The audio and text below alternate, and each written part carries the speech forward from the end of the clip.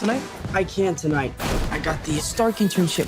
What's up, guys? Mr. Stark, here's my report for tonight. I stopped the Grand Theft bicycle. Hey, could you do me a favor? Hold on to that. Is this anybody's bike?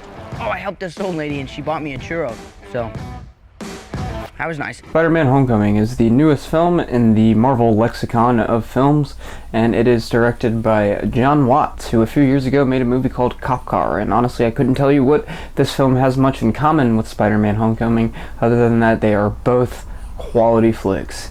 Yeah, I'm really happy to say that I enjoyed this movie, and I will say that I kind of went into it with a grain of salt in my mouth, and I was sucking on it pretty hard because I was, like a few people in the world, kind of burned by the fact that they were doing this series yet again. I thought that was kind of redundant because they just tried it again a few years ago and it was terrible, and they only did 2 movies and they were planning to do like 3, and they were going to do a bunch of spin-offs with different villains, and Sony is the worst studio ever. I don't like Sony at all.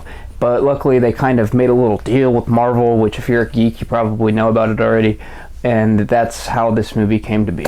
Yeah, I was being negative Nancy about it beforehand, but I wanted to see it anyway, and I did see it, and I enjoyed it quite a bit. So Tom Holland was really great as Spider-Man.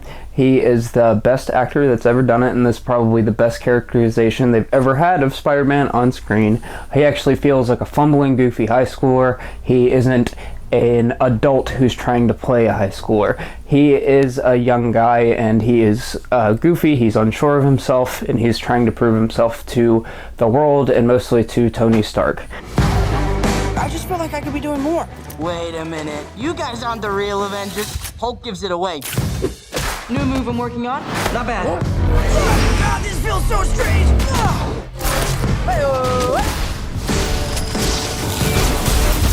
These weapons are crazy dangerous. And that kind of leads me to, which was one of my favorite assets of the movie, and that was how this film kind of intrinsically takes place in the Marvel Universe, which is something that they haven't done too often in their films up to this point. They did it really a lot with Civil War, but that film, that was kind of the plot, was Group A of characters versus Group B of characters that exist in these films. It was kind of like a sub-Avengers movie in that respect. But Spider-Man takes place in the wake of the first Avengers. That's kind of where the whole film starts off, and everything that exists in the Marvel Universe is really important to the world that exists in the Spider-Man film, and I like that. It's much different than a lot of the other ones that they've done, especially one that comes to mind is Ant-Man, because to me that felt like its own thing, and they just kind of had that one scene with Falcon in it that turned Edgar right away, and that's why he left it and made Baby Driver. Go see Baby Driver, by the way. But I'm not gonna make this a thing where I just talk about another movie. Yeah, I really like that they did that. I think they pulled that off really well. It made everything feel like it actually mattered, and like it wasn't just a thrown together mess. So I haven't read the script, but from the way the film came out, it seemed like it was really well written, which is really surprising because it had 6 credited screenwriters. So maybe old Jon Watts over there really reined the whole thing in. I know it wasn't Sony. I know they didn't have anything to do with it. Yeah, because it all came together really well, and it didn't seem like it had like no fat in it. It was really slender. It had everything it needed. All the moving parts worked for the most part, and overall it worked, number 1 as a comedy, number 2 as an action adventure film, and it was really entertaining throughout. It had a really great ensemble cast, a lot of great comedians in there like Hannibal Buress, Martin Starr. We had a great cameo from Chris Evans. Of course, Robert Downey Jr. was great in it.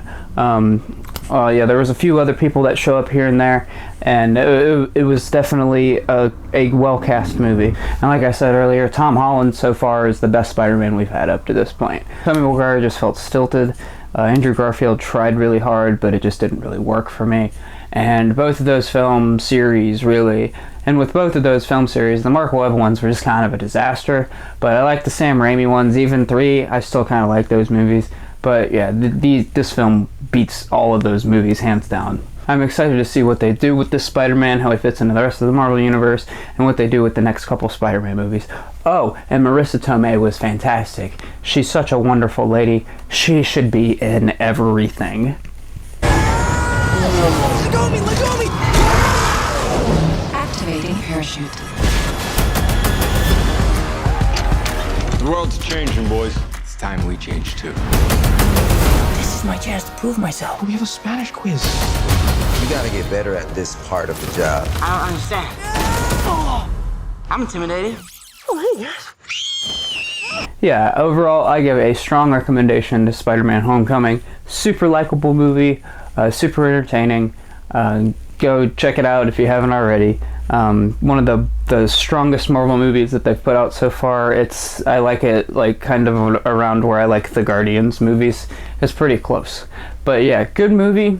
Check it out.